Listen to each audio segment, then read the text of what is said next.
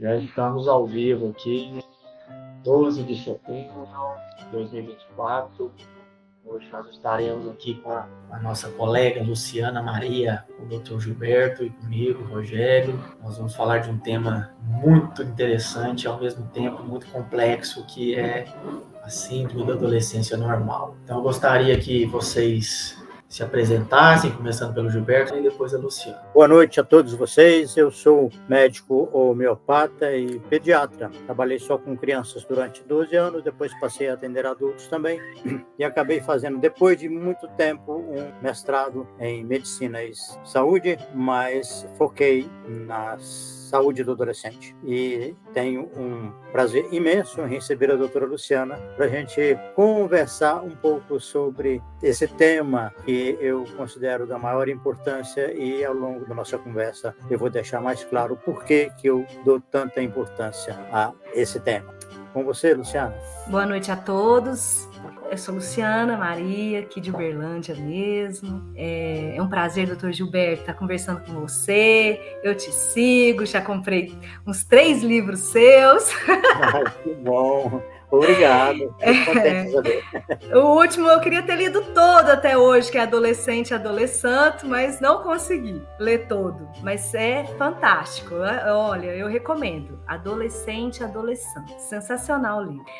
Doutor Gilberto, eu fiz um caminho, o inverso do seu. Eu comecei minhas atividades como médica de adultos, até que não, né? Porque eu comecei no PSF, eu atendia crianças também, né? No PSF, como médica de família. E aí depois fui só para adultos, e aí lá eu conheci a homeopatia como paciente, e depois que eu fui paciente de homeopatia, eu fiquei escandalizada com os resultados em mim mesma. Falei, que medicina é essa? Eu preciso aprender. Quando a gente sente o poder da cura, né? Que doenças podem ser curadas. Foi isso que me levou para a homeopatia. Porque até então eu tive uma crise de 10 anos de medicina que eu estava só empurrando doença com a barriga. Enfim, descobri uma medicina que cura, que é a homeopatia, fui estudar. E praticando homeopatia nas PICs, lá junto com o Rogério, saudade.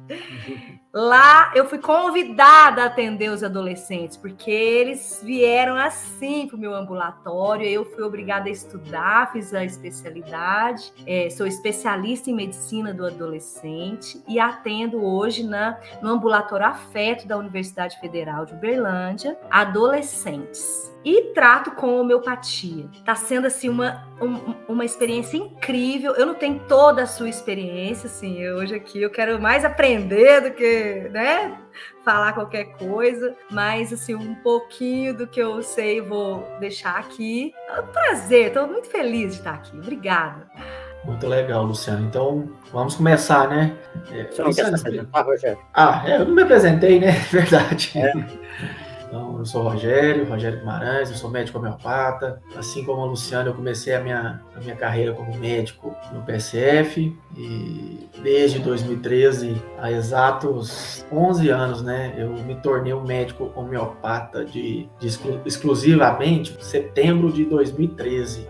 Então, são 11 anos aí já trabalhando com homeopatia. Sou instrutor de mindfulness também, né? Atenção plena. Estudo muito a meditação, estudo muito a homeopatia. A gente foi colega, né? Eu e a Luciana, no CRPix aqui em Uberlândia. Sou um eterno aluno do Gilberto, né? O João Hamilton não está aqui presente, mas são os meus mestres na homeopatia. Então, hoje a gente vai falar de um tema muito importante. Que eu tenho filhos pequenos, né? A Isabelle tem 6 anos e o Augusto tem 4. Então, eu quero me preparar bem para essa fase que logo chega, né? O tempo anda tão acelerado e depois até a gente vai entrar nesses detalhes assim, né, da faixa etária, né, porque tem uma certa divergência de quando começa a adolescência, quando termina, né, Luciana? Mas eu vou deixar isso para você. Sim, tem. Mas assim, vamos começar com a pergunta principal, né? Ebiatria, eu acredito que boa parte das pessoas que estão escutando a gente agora e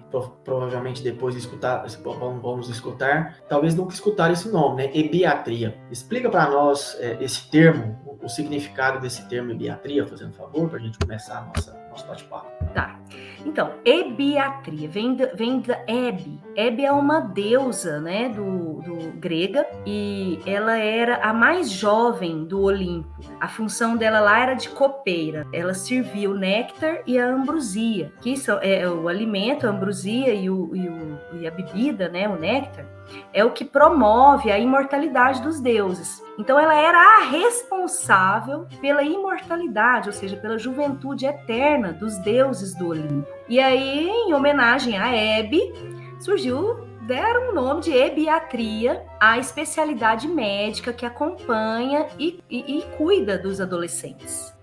Então, Luciana, eu fiquei muito encantado de ver a sua experiência aí na Universidade Federal de Uberlândia, porque quando eu terminei o meu mestrado, eu trabalhei numa escola, né? Minha pesquisa foi numa escola de segundo grau. Eu trabalhei com 4 turmas, fazendo reuniões semanais com as 4 turmas a respeito dos capítulos do livro adolescente. Eu distribuía o livro para eles e a gente discutia o material. Então, eu acho, assim, eu terminei o mestrado com uma tentação de mudar a minha atividade na Secretaria de Saúde, sair da homeopatia, interromper a homeopatia e passar a trabalhar só com os adolescentes, porque eu vislumbrei um campo de trabalho muito grande, né? Daria para fazer, assim, alavancar a assistência ao adolescente com a disponibilidade que eu tinha. Mas o tempo foi passando e eu esfriei a cabeça. Eu falei, não, vou continuar com o meu trabalho de homeopatia mesmo.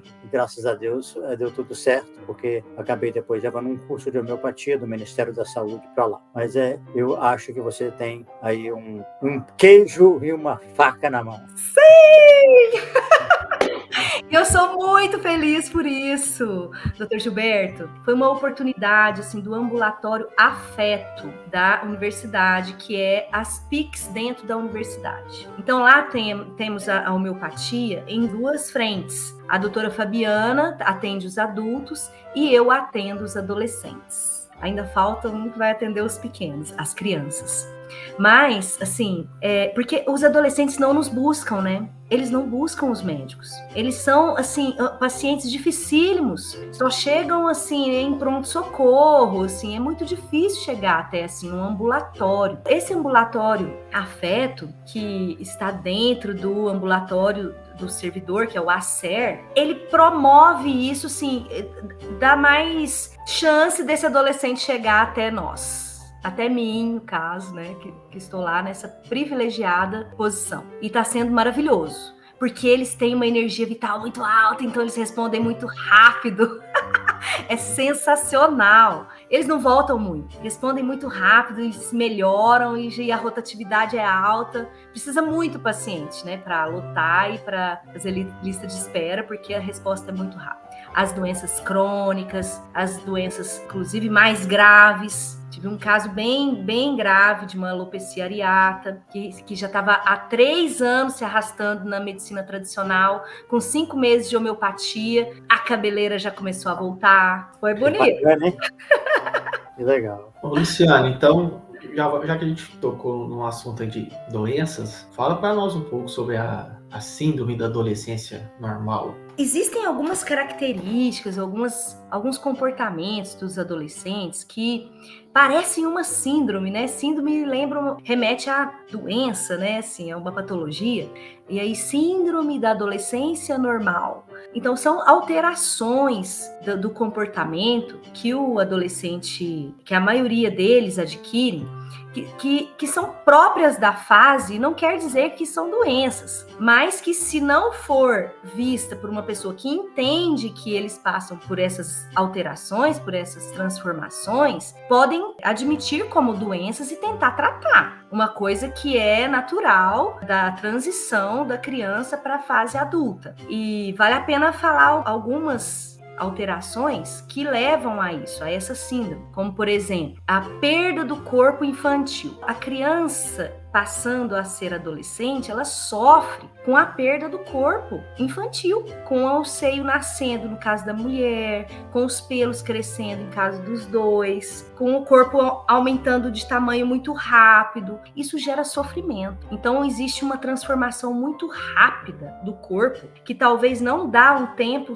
que a pessoa consegue processar isso, essas transformações. Ela é acostumada ali com aquele corpinho, né, do infantil, de repente, bum, é muito rápido. Você que está acompanhando um adolescente em casa, você até não se assusta tanto, mas quando você vê um filho de um colega seu que está na pré-adolescência e adolescência, você se assusta. Já está desse tamanho aquela criança, né? E isso aí, a pessoa varia de pessoa para pessoa, o tempo de elaboração dessas transformações, e isso aí traz consequências. Gera um luto pela perda das condições infantis, tanto do corpo, como também da forma como ele é tratado, porque ele passa a ser tratado de forma diferente, tanto pelos pais, como pela sociedade. Então, que antes ele era totalmente protegido, todas as suas necessidades eram atendidas, de comer, de tomar banho, né? Tudo isso a gente fazia por eles. De repente, eles têm que se virar. É exigido deles. Então, isso demora um tempo para processar e gera uma espécie de luto. E esse luto, quando ele é elaborado de forma não muito rápida ou então, assim, sem apoio emocional, ele pode gerar consequências variadas. Então, tem isso. Tem duas questões principais que eu acho assim, que o adolescente tem que travar já de cara. A perda das condições infantis e a aceitação do mundo dos adultos. Ô, Luciana, e tem idade? Tem idade para faixa etária para começar essas primeiras alterações? Ou isso é muito variado? Nossa, isso aí é uma confusão, Roger, porque assim, até nos meios legalizados, há confusão nisso. Né? Na Organização Mundial de Saúde, por exemplo, deixa eu lembrar aqui, parece que é de 10 a 12, faixa etária. 10 a 20, considerado adolescente. Já o Estatuto da Criança e do Adolescente considera de 12 a 18 anos. Mas a neurociência já traz um outro conceito. O conceito de que a adolescência só termina quando o cérebro está maduro. Ou seja, enquanto o cérebro está em processo de transformação, ainda não é adulto. Não amadureceu todas as funções cerebrais. E isso finda em torno dos 25 anos, quando o córtex pré-frontal está totalmente maduro. Porque a mielinização, ela vem do lobo occipital para o frontal. Começa com 3 aninhos. E aí vem vindo devagar e termina aqui em torno dos 25 anos. E aqui, no lobo pré-frontal, é a área que é responsável por planejamento, de análise de consequências, de risco, empatia, fazer planos assim de longo prazo, ter noção de consequência dos atos. Isso tudo é o lobo pré-frontal que dá. São funções muito nobres do cérebro que demora demais para ser formado. O nosso ambulatório lá, Afeto, considera adolescente de 12 a 25 anos, mas tem algumas crianças que já menstruaram com 9 anos que a gente também pega, já sei. Legal. Tratar de ser humano, você tem que ter plasticidade, né? Tem que ter, assim, como é que fala? O termo não é esse, não, plasticidade. Tem que ser... não é matemática, vamos assim falar, né? Não é matemático. Flexibilidade. Obrigada, justamente, doutor né? Gilberto. Tem que ser flexibilidade. Luciana, tem até um comentário aqui da Bárbara, né? Ela fala o seguinte, ela falou assim, ó, tem uma história engraçada. Quando eu estava na minha adolescência, meus seios começaram a mudar. Cheguei na escola e levantei a blusa para uma coleguinha minha no banheiro porque estava chocada. E todo mundo achou a coisa mais diferente do mundo. Aos poucos, cada uma foi vivendo o mesmo.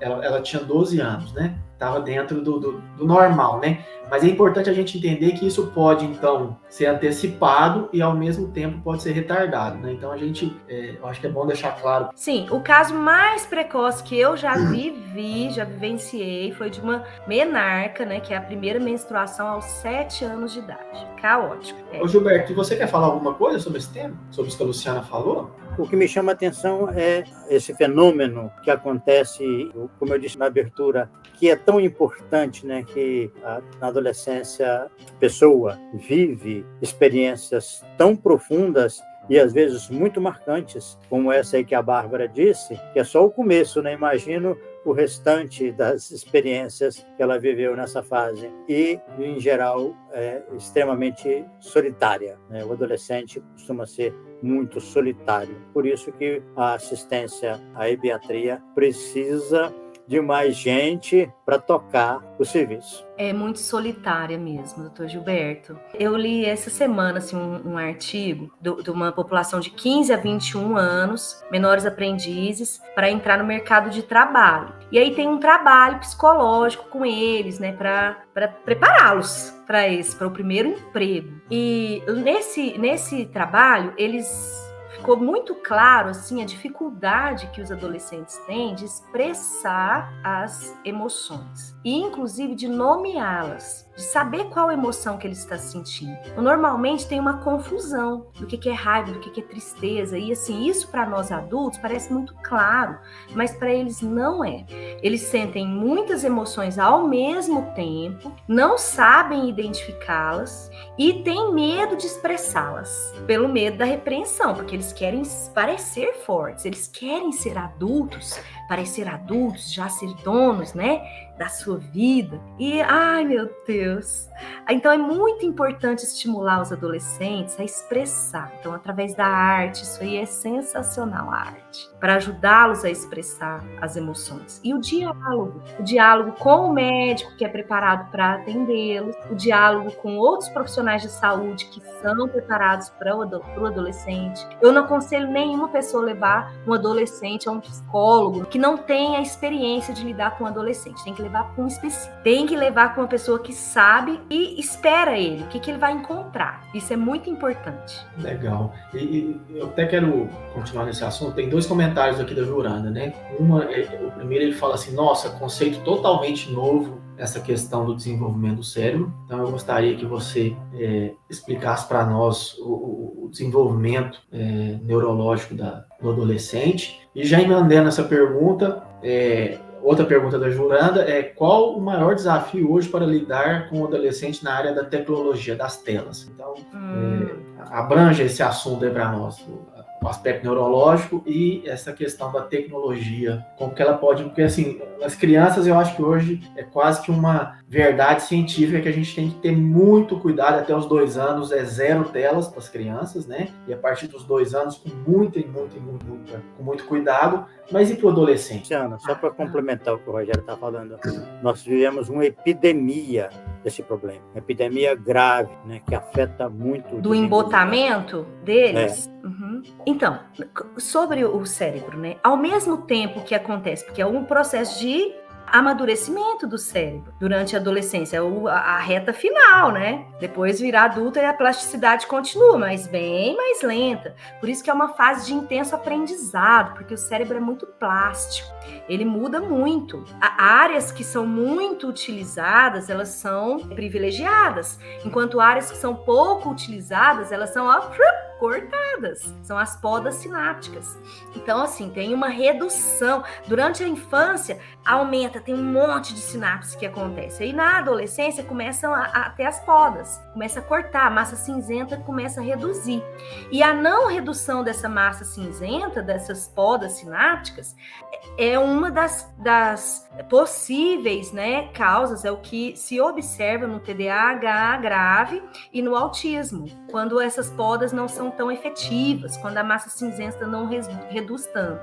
Então, essa é uma época que tem potencialidades 1000, tanto para o bom quanto para o ruim. É uma pessoa vulnerável. Então, quanto mais estímulos bons a pessoa tem, no sentido de exercícios físicos, contatos com a arte, frequentar a escola assiduamente, ter preocupação com a escola, um relacionamento amoroso em casa, né? Não posso dizer que seja perfeito, mas amor, afeto é muito importante para o desenvolvimento, né, da pessoa. Então, um relacionamento amoroso, isso já é suficiente, porque Porque, nossa, gente, a gente erra todo dia. Eu tenho uma filha de 14 anos. Então, o cérebro, além dessa questão da mielinização, das podas sinápticas, tem também assim, parece uma superprodução de receptores dopaminérgicos. Aumenta o tanto de receptores à dopamina, que é um neurotransmissor responsável pela sensação de prazer, sensação de estou realizado. Então, só que acontece que esses neurotransmissores, eles são escassos na corrente sanguínea do adolescente, tanto a dopamina quanto a serotonina. E por isso eles têm uma tendência à depressão. Aí o que eles buscam?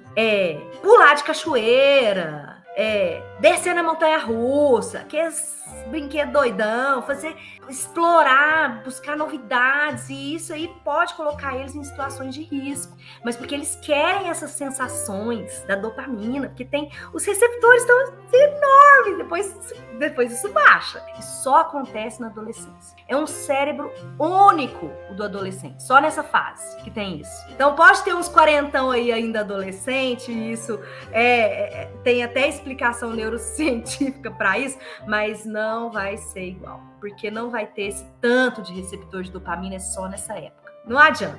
Querer viver a adolescência depois, nunca vai ter aquela sensação de prazer, daquele tanto. Por isso que eles ficam repetindo. Quem nunca viu um adolescente assistir o mesmo episódio de uma série mais de 10 vezes? Ou maratonar uma série, assim, numa velocidade incrível? Eu tenho uma tia que, quando era adolescente, ela foi 11 vezes ao cinema. Na época não tinha, né, assim, muitos recursos. Ela foi 11 vezes ao cinema assistir Dirty Dance. Se ela estiver me assistindo, ela vai saber. Era isso, nossa, estimulava tão bom o cérebro dela, aquela dança, aquele romance.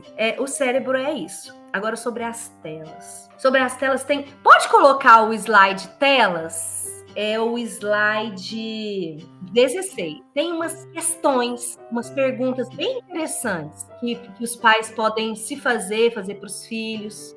Então, será que o adolescente em questão... Opa, volta. É isso. Será que o adolescente em questão está passando mais tempo diante das telas do que interagindo com pessoas? É uma questão importante. Será que os meios digitais estão servindo mais para o lazer do que para os estudos? Será que o adolescente consegue interromper o uso do dispositivo com facilidade quando é hora de dormir ou de fazer refeições em família? E a mais importante delas, acho que todos os vícios, né? Se a pessoa acorda de madrugada para fumar, para beber ou para checar o celular, é um sinal de gravidade em qualquer tipo de adicção. Esses são questionamentos que você tem que fazer, e se isso te incomodar, te der um certo assim desconforto, tenta agir no controle das telas, porque eles não vão ter esse controle. Eles não têm essa capacidade, os adolescentes, de frear os impulsos, porque isso quem dá é o cérebro, é o córtex pré-frontal. Passa para o próximo slide, por favor, o 17. O córtex pré-frontal do cérebro depende necessariamente de interações humanas reais para alcançar o seu potencial, porque é aqui que a gente desenvolve a empatia. Se você não tiver contato, olho no olho, pele a pele, conversar, sentir, não vai desenvolver. Respondi? Juranda, acho que pode tirar o slide. Tem um comentário aqui, né, comentário da Juranda, né, da impressão que os vícios mudaram, né, hoje são as telas. Mas eu acho que não mudou não, viu, Juranda? A gente só aumentou. Aumentou, Infelizmente, né, os outros vícios persistem e aumentou mais um, né? Agora, mas me parece, Rogério e Luciana, que as crianças não estavam expostas de uma forma tão evidente a uma coisa que gera dependência. As pessoas costumam controlar o café das crianças, né? E outras coisas assim, mas estavam completamente desavisadas em relação ao uso das telas. E agora é que está se disseminando mais essa informação dos inconvenientes para a saúde, para o desenvolvimento, porque a criança fica completamente absorvida e fica horas, se deixar, ela fica horas seguidas, todos os dias. Então, o Gilberto, você me fez lembrar, eu não sei há quantos anos, eu acho que já faz mais de 20, mas eu lembro que eu vi uma reportagem há mais de 20 anos provavelmente, e a reportagem falava que os videogames poderiam ser uma boa para a intelectualidade das crianças, né? Isso há muitos anos, né? Aqueles jogos que eles poderiam estimular, o que a Luciana falou de sinapses, né? Olha o equívoco que vem sendo, que foi, né? Pelo menos. Mas os jogos ainda são considerados bons. Atividades artísticas e jogos são considerados bons ainda para isso. Mas assim, né, Luciano, o que eu estou chamando a atenção é o seguinte: na reportagem há 20 anos, eu acho que isso tem a ver com o tempo. Né? Não tinha ainda a noção do risco, né? Não, outra coisa. De viver só no mundo virtual. Justamente. Esse que é o risco, porque o jogo é maravilhoso. Porque só que a ele não pode resumir a vida dele só naquilo. A diferença entre veneno e remédio está na dose. Né? O que eu percebo hoje em dia com os adolescentes, né, e até crianças, pararam de ter esse contato, né, pessoal. Eu não sou contra, às vezes, jogar 1 hora, 2 horas. Eu gosto, eu não tenho filho adolescente ainda, né? Mas o que a gente vê hoje é pais falando que a criança passa a noite. Aí depois chega no consultório com queixa de essa criança não dorme, ela tem insônia. Não é que ela tem insônia, né? Começa a jogar 8 horas da noite, vai parar 4, 5 horas da manhã, e aí de dia quer dormir, lógico. O que eu percebo é que existe uma ainda definido, você pode até falar melhor do que eu a respeito disso, né? Uma quantidade, né? Mesmo porque a individualidade humana ela é primordial no entendimento, né, do adoecimento, né? Mas é uma quantidade de tempo seguro. Eu não sei se é 1 hora, 2 horas, você pode falar até mais sobre isso, nessa questão assim de estar na frente das telas, independente se é celular, se é o computador, se é a televisão, né? Você poderia se aprofundar um pouco mais nesse... Não, sobre tempo de tela, assim... Não tem, né? Não. Agora, sim, com certeza, durante a noite é nocivo. Com certeza. Porque a gente precisa dormir enquanto tá de noite e no escuro para poder liberar melatonina. Isso aí é básico, né? Então, você tem que ter... não adianta ser... Igual que é o plantonista, quem dá plantão à noite. Ele tem aquela insalubridade lá de dar plantão à noite, não é à toa. É porque aquilo ali literalmente vai danificar a vida dele por dormir de dia e não dormir à noite. Simplesmente isso. Ele pode dormir 20 horas durante o dia, que não é a mesma coisa de dormir 6 horas à noite, com tudo escuro, mesmo que use aqueles blackout. A gente está conectado com a natureza. Não tem como a gente... Isso é impossível. Você pode usar blackout, você pode usar tudo que for, sonzinho na internet para simular o som da noite, mas não é noite. Simplesmente isso, não é noite, é dia. Eu já li uma reportagem falando que os fótons, né, eles são os principais responsáveis, né, pela produção aí da melatonina. Então, de dia tem fóton, por mais que você consiga, né, ficar num ambiente quase que totalmente escuro, mas ele nunca está totalmente escuro, né? O fóton tem essa capacidade quase que de ultrapassar barreiras, né? Então, sim, o nosso cérebro vai acabar sendo bombardeado tudo pelos fótons. E você entende, né, Roger, isso também da sua conexão com a natureza, né? Sim. É dia, o sol tá lá, e o sol tá aqui, dentro do seu estômago, brilhando no mesmo horário. Meio-dia é o horário que o seu sol interior tá no máximo de brilho. E você tá dormindo? Não combina. Então, mudando um pouquinho de assunto, tem uma pergunta aqui da Juranda, pedindo vou falando assim, a doutora Luciana comentou da adolescência tardia. Tem motivo? Tem. É que tem estudos mostrando que essa plasticidade assim no córtex pré-frontal, ela ainda é observada até os 40 anos. Então, até os 40 anos ainda tem muita mudança, tem muitas alterações na anatomia mesmo do córtex pré-frontal. E isso justifica algumas atitudes de adolescentes em pessoas mais velhinhas. Claro, é meio justificativo, né? Como é que foi a infância. A psicologia entra nessa área aí muito mais profundamente do que a neurociência. Mas, neurologicamente falando, é possível ter comportamentos de adolescentes justificados biologicamente até os 40. Eu até brincava muito com os alunos no curso de medicina. As minhas aulas eram só de saúde do adolescente, né? Porque eu era praticamente o único que estava mais habilitado um pouco a lidar com o tema. Eu brincava com eles e até fazia uma enquete quando chegava o grupo, eu perguntava assim, quem é que passou por uma crise de adolescência? E confirmava a minha hipótese de que a maioria dos estudantes de medicina não passaram pela crise de adolescência, porque eu dizia para eles que eu me incluo nesse grupo, que nós não vivemos, porque a gente se escondia atrás dos livros.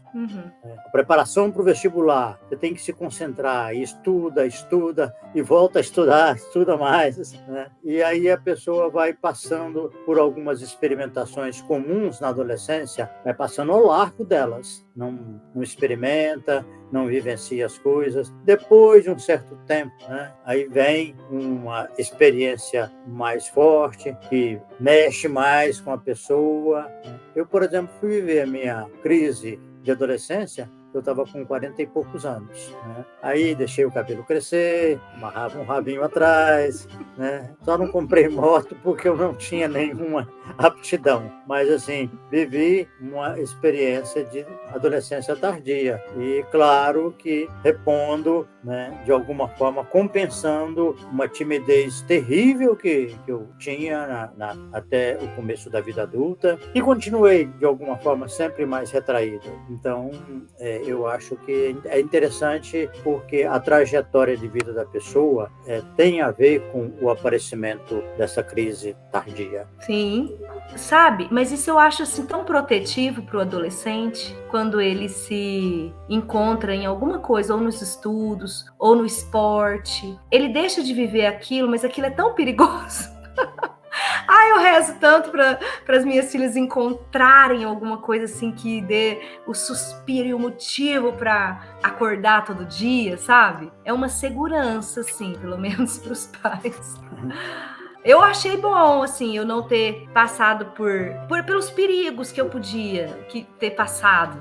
Era melhor estar lá no quarto estudando, assim. Eu achei mais seguro, ainda mais do jeito que eu vivi isso durante a faculdade, assim. Mas aí eu já tinha, depois dos 17, que você começa a experimentar, já é outro nível, né, doutor Gilberto? Porque, assim, antes dos 14, quando começa a experimentar demais o sexo, drogas, tem um prognóstico muito pior do que aquele que experimenta depois dos 17, por exemplo.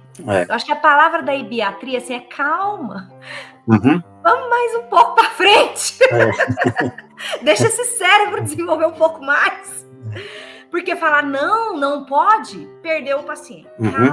Calma. Vai ter a hora. Eu acho que você tem toda a razão. A criança aos 12, 13 anos, que já está fazendo experimentação de risco, ela tem uma chance grande de arrumar alguma complicação. Agora, eu queria te perguntar, Luciana, assim, como é que você vê a questão da família, dos pais, dos familiares ali em torno do adolescente, quando ele se afasta e acaba tendo mais ligação com a turma de amigos, de colegas, e não quer mais manifestação de carinho por parte dos pais. Em público é totalmente proibido. E aí, como é que você vê, assim, os pais conseguem lidar com isso? Com qual frequência eles têm dificuldade e se ficam magoados com a atitude do adolescente? Eu já tive vários modelos. Mas essa atitude de desapego dos pais e tendência de juntar com os amigos, de fazer um grupo, isso aí é esperado, é um dos pontos da síndrome da adolescência. Então, o adolescente normalmente ele vai se separar dos pais e vai se agrupar com a turma. Como os pais lidam com isso, tem duas formas. Existem alguns pais que têm dificuldade de enxergar os filhos como iguais, que eles estão crescendo, e gera aí uma rivalidade que não é saudável, uma rivalidade mesmo. Isso é histórico. Por causa disso, desse rusga do filho estar crescendo, tem vários termos assim ruins dos adolescentes, aborrecente. E em algumas culturas existem alguns ritos de iniciação que são muito cruéis até, humilhantes. para o adolescente. É a expressão da raiva dos adultos, basicamente, dos filhos estarem crescendo e ficar iguais a eles, e melhores que eles, né? Porque nossos filhos, eles vêm melhores que nós. Graças a Deus, o mundo vai evoluindo. Então, tem que existir essa aceitação dos pais, e não é de todos que isso acontece. Tem também muita queixa eu recebi a semana retrasada uma adolescente de 14 anos, que a queixa principal, Dr. Gilberto, foi que, tá muito ruim lá em casa, porque antes eu gostava tanto de ir lá na casa da minha avó, e eu ficava junto com os adultos, eu gostava do que eles conversavam, era legal. Agora eu acho tudo chato, uns assuntos chatos, eu não quero mais ir na casa da vovó, minha mãe tá brava comigo. Essa foi a questão que ela trouxe. Isso estava gerando sofrimento em toda a família, não só nela. E aí a gente pensa, né, como homeopatas. A gente trata ou não trata? Porque isso é uma condição normal da fase, só que tá gerando sofrimento. Foi a queixa principal, tem que tratar, né? Tem que pôr no repertório. Porque na homeopatia a gente não trata, por exemplo, as condições comuns, a gente não dá tanto valor. Por uma amidalite, dor na garganta, assim, dá mais valor no que é raro, no que é peculiar da pessoa, uma expressão individual, do que o que é comum de todas as amidalites. Isso tem menos valor para nós, das homeopatas. Mas nesse caso, apesar de ser um acontecimento comum, fazer parte da síndrome da adolescência normal, eu optei por colocar no repertório a queixa, porque estava gerando sofrimento. Então, essa transição não é fácil. E eu acho que entender isso pode ajudar muita gente. Por isso que, assim, naquele vídeo que eu vi do senhor lá do Acre, que o senhor fez lá para a Universidade do Acre, achei sensacional, assim, aquilo que você falou, que o ebiatra não pode ficar atrás no consultório, atrás da mesa, tem que fazer escola. Aquilo lá tá reverberizando aqui. Uhum. Tem que ir nas escolas, tem que conversar lá, porque eles precisam saber. Só de eu contar para ela que isso não era uma coisa só dela, que isso era comum de todos os adolescentes, ela já ficou mais calma. Ela já se sentiu melhor. Porque eles têm essa necessidade de uniformização, né? Eles não podem ser diferentes. Por isso que buscam os grupos. Os grupos são essa tentativa de uniformizar. Eu não sou diferente, tem gente aqui igual eu. Isso é bom. O seio que a menina mostrou, que é a Bárbara. Logo vieram outras com o seio igual. Isso aí, após que fez o grupinho. Uma característica física. E o que outra coisa pode unir? Uma série, uma aptidão, um gosto por um ritmo musical, uma forma de se vestir. Coisas assim superficiais, não importa. Mas se tem ali umas pessoas que nem eu, ai, que beleza, que maravilha, né? Muito bom. Então eu quero fazer uma pergunta direta. Como que a homeopatia pode auxiliar aí nessas fases aí da adolescência? O que você fala para nós? Então, Roger, a homeopatia, eu acho assim que o principal que ela traz nessa fase é as perguntas que a gente faz para todos os pacientes, independente da idade, né? O que você sentiu? Essa pergunta, para o adolescente especificamente, é muito difícil dele responder. E ele vai treinando a responder isso e perceber isso. O que eu senti? É mesmo. Não sei, eles geralmente não sabem. E aí você tem que ajudar. Você tem que ir dando exemplos de, um sentimento assim é assim, um sentimento assado é assado, sabe? Então você vai ajudando ele a compreender as emoções e a expressar as emoções. E a entender que as emoções trazem consequências de adoecer. Esse é o mais fantástico. Na hora que eles aprendem isso, eles param de adoecer. Então, a anamnese da homeopatia, né? O remédio já... Por isso que eu vou fazer homeopatia para adolescente, vai ser pum! É um estrondo. Porque só a anamnese já é curativo. Ainda você dá o remédio, se for acertado, ele nunca mais volta. Volta não. É isso. A gente quando encontra o trabalho, assim como você se identificou com a ebiatria e ainda consegue trabalhar com homeopatia, né, eu acho que é uma oportunidade maravilhosa, porque eu vejo assim, o adolescente está está em muitas ocasiões e com uma grande frequência de casos, está abandonado. Então, ter alguém para ouvi-lo, para trocar ideias e ainda, por cima, prescrever uma medicação baseada no quadro geral da pessoa, porque o adolescente não vai a médico fácil, não. É muito difícil, né? Ele sabe que não vai encontrar ali alguém capaz de lidar com as suas questões de vida, não é? Sim. Essa semana eu achei tão bom, porque eu dou meu celular para todos eles. Aí um paciente de 12 anos, eu falei assim, olha, qualquer coisa que você tiver, se sentir, você manda um zap pra mim, que eu vou te orientar, eu sou sua orientadora.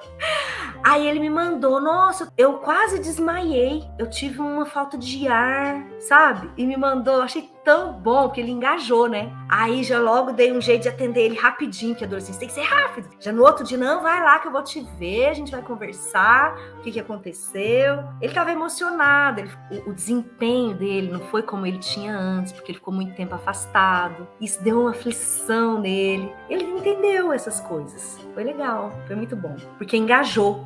Né? Luciana, já tem pessoas aqui te parabenizando, tá? A Maria Angélica, a Juranda. E a Juranda até tá fazendo uma pergunta aqui. Você atende online? Atendo. Atende? Okay. Sim. Então a resposta já caiu. Qual que é o seu Instagram? É olha, meu Instagram foi roubado, Roger. Aí agora eu tô sem Instagram. Olha.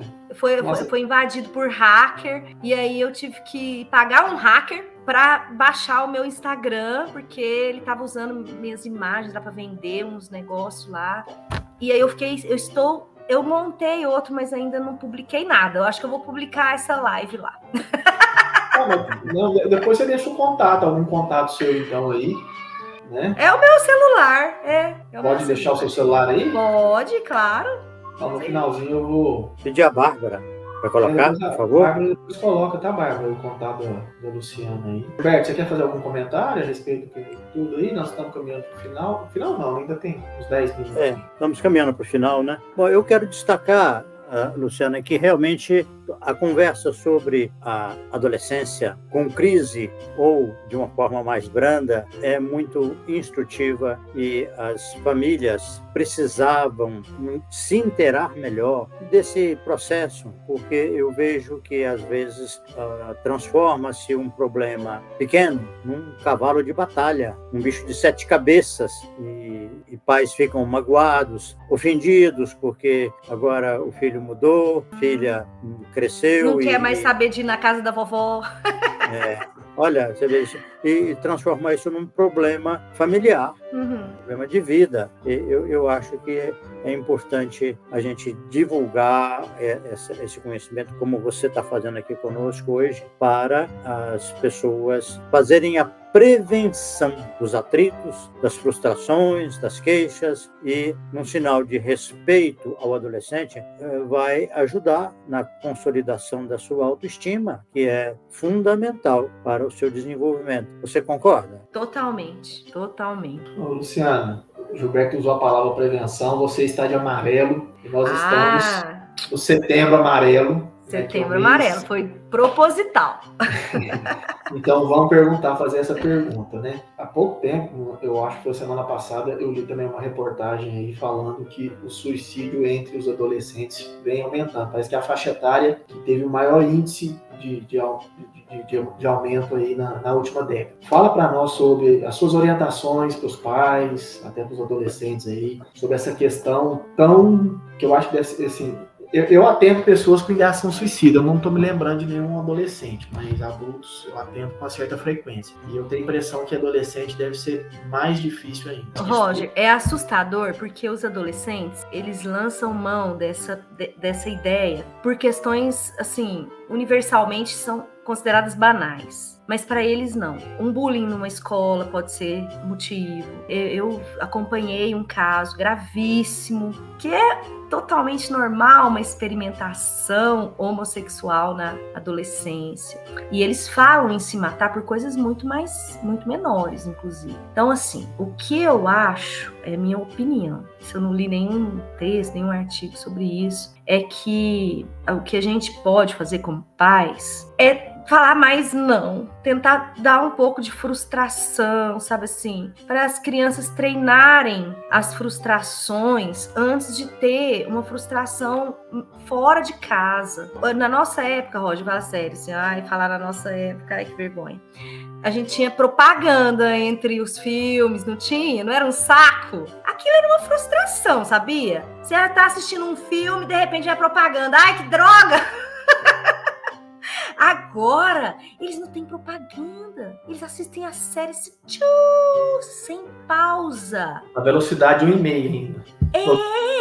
Então assim, não sei, tentar, eles precisam vivenciar, treinar a frustração, lidar com a frustração é treino, tem que treinar frustrações. Eu não sei como, sabe, falando alguns nãos, impedindo de ir numas festinhas que quer ir, não sei, cada um com a sua criatividade aí precisa se frustrar. Precisa aprender a lidar com a frustração. Se passar lisinho, que todos os presentes que quer ganhar, tudo que quer ter, sabe? Suave na nave, na hora que chegar a primeira frustração lá na escola, que vai aparecer, vai querer se matar. Imagina se a primeira frustração for fora, porque as paixões na adolescência é a maior paixão que você vai ter na vida, porque aquele tanto de receptor dopaminérgico é aquele amor platônico. Então, o primeiro amor, ele é inigualável. Se ganhar um fora de uma pessoa dessas, pelo amor de Deus, eu socorro, porque dor de amor não tem ninguém. Você já sofreu, Roger, dor de amor? É duro, viu? Eu já sim, sofri. não, sim. O microfone estava desligado aqui. Dor de amor ninguém merece. Se a primeira dor do adolescente for do amor, nossa senhora, eu tenho medo. Nós estamos completando 1 hora, né, Luciana? Temos que encerrar, pelo menos no Instagram. Mas eu quero retomar só um tópico. Você comentou, Luciana, que a gente tem que orientar o adolescente que o projeto maravilhoso, que a garota linda, que o garoto lindo, sabe, daqui a alguns anos não serve, não é mais, porque a realidade vai mostrando tanta coisa, né? Então, calma. Essa coisa que você comentou. Tenha calma, não tome decisões sérias na adolescência, ainda quando adulto jovem, porque você vai mudar a sua opinião, vai mudar a sua preferência. É preciso olhar a vida com mais prudência. Eu acho que é essa a mensagem principal que eu passo para os adolescentes. Eu não consigo ter essa... Eu sou mais enérgica, né, doutor Gilberto, você percebe? Mas assim, meu sonho um dia é ter essa serenidade sua para falar com eles. Ai, meu Deus. Eu vou chegar lá. Eu acho que eu tô naquele caso lá dos chegar nos 40. Tá certo. Ô, Luciana, tem muita gente agradecendo, viu? Juliana, Juranda, Tia Divina, que é minha tia. Então, assim, já estamos ainda dentro do nosso tempo. Eu quero agradecer, né, a sua presença aqui, a sua disponibilidade para conversar com a gente. Provavelmente você será intimada futuramente novamente. Okay? Prazer, estarei aqui. Beleza, brigadão, um abraço e passo para o Gilberto fazer as considerações. Eu também quero agradecer muito, Luciana. Prazer muito grande ter você aqui, né, com a sua participação. Acho que foi brilhante. Estender o nosso agradecimento para a Universidade Federal de Uberlândia, que acolheu essa sua participação e está projetando para lá também, não é? Sim. Então, nosso abraço a todos aí do Afeto e até breve. Ambulatório Afeto. É lindo esse nome, não é? Fala sério. Que lindo. Invejável. É assim. Tá bom. Um abração para você também, Luciana, Rogério. Até mais. Um abraço, pessoal. Boa noite, bom descanso. Tchau.